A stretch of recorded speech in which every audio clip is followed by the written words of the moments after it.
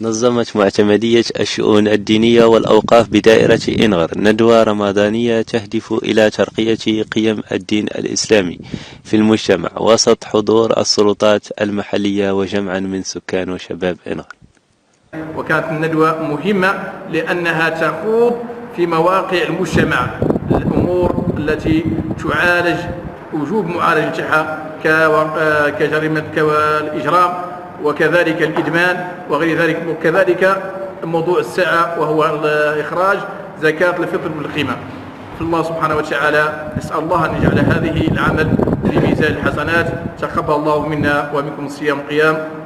مرت هذه الندوة على 5 محاور. المحور الأول محاضرة بعنوان دور الصيام في علاج الإدمان من تعطير الأستاذ عزي أحمد إمام بمسجد شرفين. أما المحور الثاني فتمثل في محاضرة بعنوان دور الصيام في الوقاية من الآفات الاجتماعية والإجرام بإلقاء الأستاذ الهوصاوي مولاي سليمان إمام مدرس بمسجد أقبور الشرقي.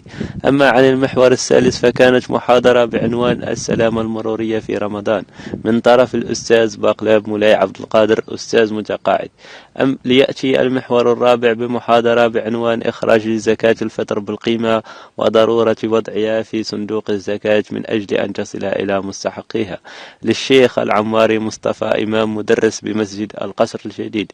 وليأتي المحور الأخير مع دور الصيام في تحقيق صحة الإنسان مع الطبيب النفساني العماري محمد. فتقبل الله منا ومنكم القيام والصيام وصالح الأعمال.